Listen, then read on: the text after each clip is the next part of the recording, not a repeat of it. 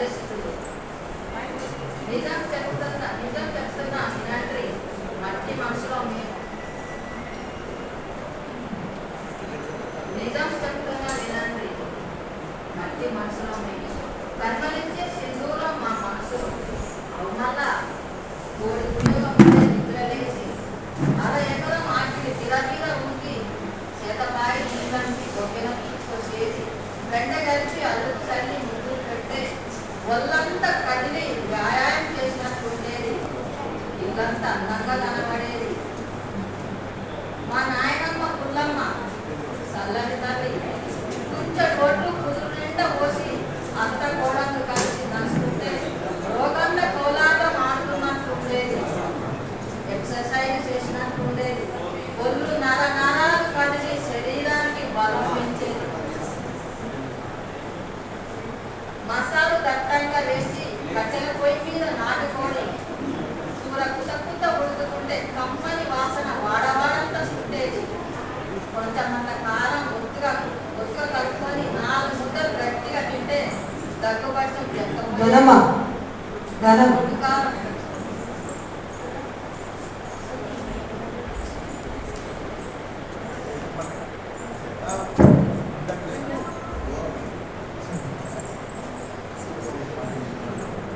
నా కవిత శీర్షిక పల్లెస్థులు.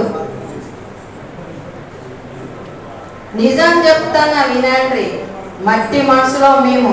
పరిమళించే సింధూరం మా మనసులు అవుమల్లా కోడి కుయ్యక ముందే నిద్రలేసి అర ఎకరం ఆకిలి బిరబిరా ఊకి చేతబాయి నీళ్ళని బొక్కెనతో చేది పెండ కలిపి అలుకు చల్లి ముగ్గులు పెడితే ఒళ్ళంతా కదిలి వ్యాయామం చేసినట్టు ఉండేది. అందంగా ఇల్లు కనబడేది. మా నాయనమ్మ పుల్లమ్మ చల్లని తల్లి కొంచెం ఒడ్లు కుదురెంట పోసి అత్త కోడళ్ళు కలిసి దంచుతుంటే రోగండ్ల కోలాటం ఆడినట్లుండేది. ఎక్సర్సైజ్ చేసినట్లుండేది. ఒళ్ళంతా నరాలు కదిలి శరీరాన్ని దృఢత్వాన్ని పెంచేది. మసాలాలు దట్టంగా వేసి కట్టెల పొయ్యి మీద నాటుకోడి కుత ఉడుకుతుంటే కమ్మని వాసన ఊరంతా చుట్టేది. వాడవాడంతా కమ్మేది.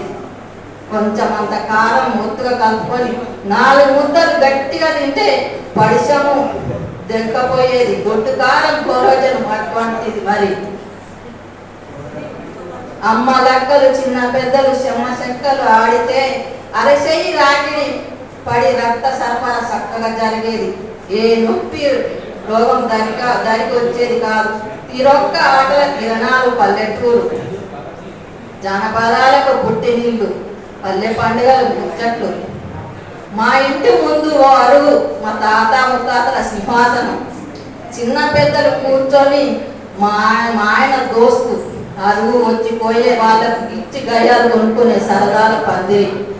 ఆట పాటల మైదానం, మంచి చెడులను విచారించే న్యాయస్థానం. అమ్మ లక్కలు ముచ్చటించుకునే గిట్టుపాకి వచ్చిపోయే వాళ్ళకు ఆట స్థలం. నురుక మంచం, వీధి నాటకాలకు సినిమాకొచ్చి ఊరు మీద ఊసులు మోసుకొచ్చే షేక్ సింధు పల్లె బతుకుల చిత్రం ఇది. చాలా బాగుంది. అసలే సిసలైన పల్లె జీవనాన్ని నువ్వు కరెక్ట్గా ఉన్న మాటలో ఉన్నట్టుగా చెప్పావు.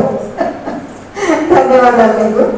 అందరూ కూడా కొంచెం పాష్గా ఏదైనా విషయం చేసేసి వాటిని చదివిపిస్తాం. దాని పల్లె చిత్రాన్ని ఎదుటిగా చక్కగా మాకు చూపించినందుకు మీకు హృదయపూర్వక ధన్యవాదాలమ్మా, అభినందనలు. కాకపోతే కొంచెం భాష ఇక్కడ అక్కడక్కడ కొంచెం మరీ విపరీతంగా ఉంది.